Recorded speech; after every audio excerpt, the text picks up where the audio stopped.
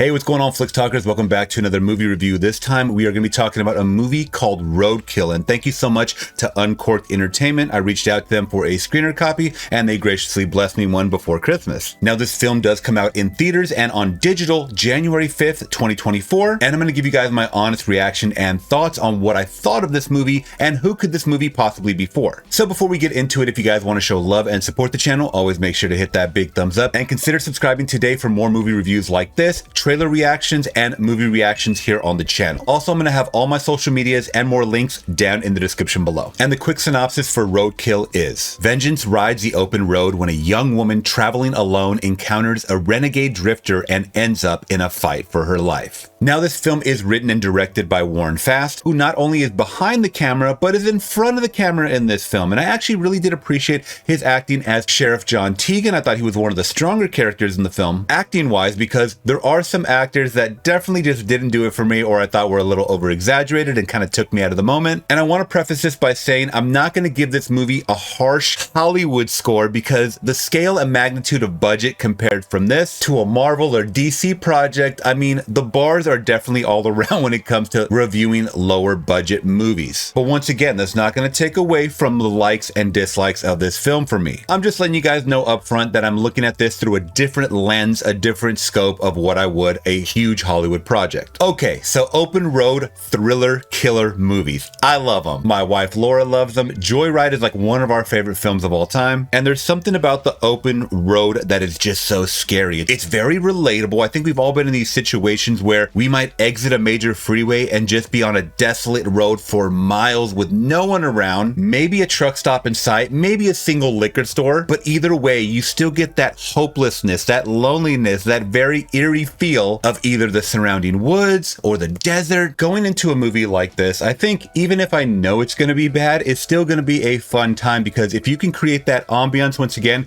the surroundings of something that can be even a little scary, I'm going to be interested a little bit. So right off the bat, we're introduced to the hitchhiker, played by Ryan Knutson, and I thought this was probably the weakest actor in the film, even though he's been in some projects. There's definitely just some car scenes and interactions with the driver, played by Caitlin Carmichael, that definitely sucked me out, just because the caliber of acting really wasn't there from him.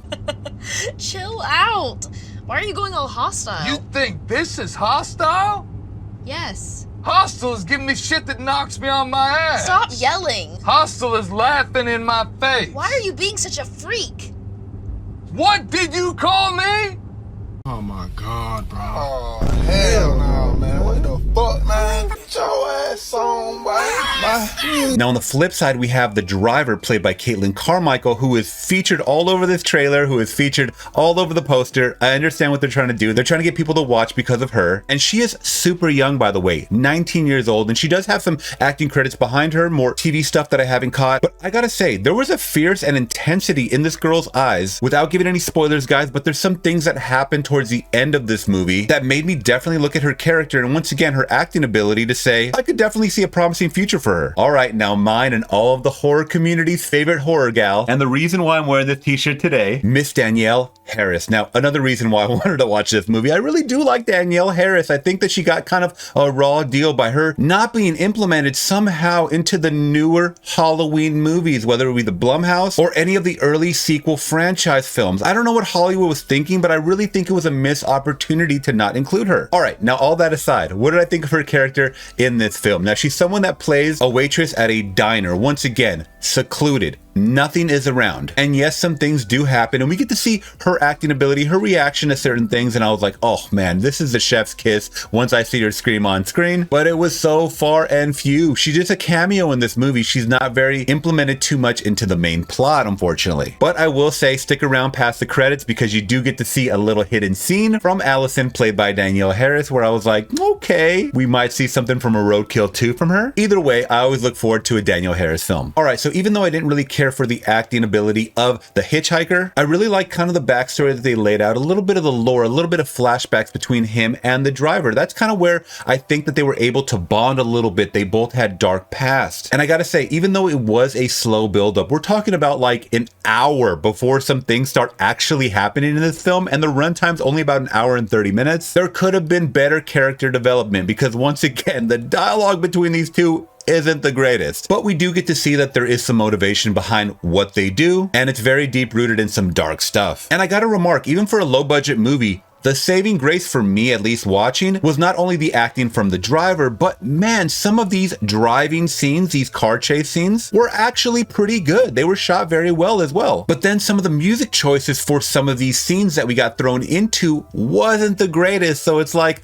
a lot of highs and lows for likes and dislikes for me personally for Roadkill. And also another thing that irks me that really shows that you're giving off low budget vibes is the transition between scenes. Instead of just a hard cut, we go to a fade out transition. Yes, even in big Hollywood movies, they still do that, I understand. But when you're doing that every 10 minutes or so, it's, man, very lifetimey at the least. And not to just sing the praises of Caitlin Carmichael once again, because this is the first film I've ever seen her in, but she did a great job at some mind manipulation on some of these characters, which she then uses to her advantage in the middle and the end of the film. So I think all in all, Roadkill is going to be a fun drinking movie. As far as if you got some buddies around, if you got a couple of 12 packs around, throw it on, let it play in the background, have a good fun dumb ride. There's a couple of fight scenes, there's a couple of shootouts, there's some car chase scenes. Once again, I always give praise and credit to low budget films. It's got to be tough making a movie nowadays, but also easy in the other hand, where you could just upload it to Tubi or send it off to anyone to put up on Amazon for digital. And that being said, I think I'm going to give Roadkill a solid 2 out of 5. Once again,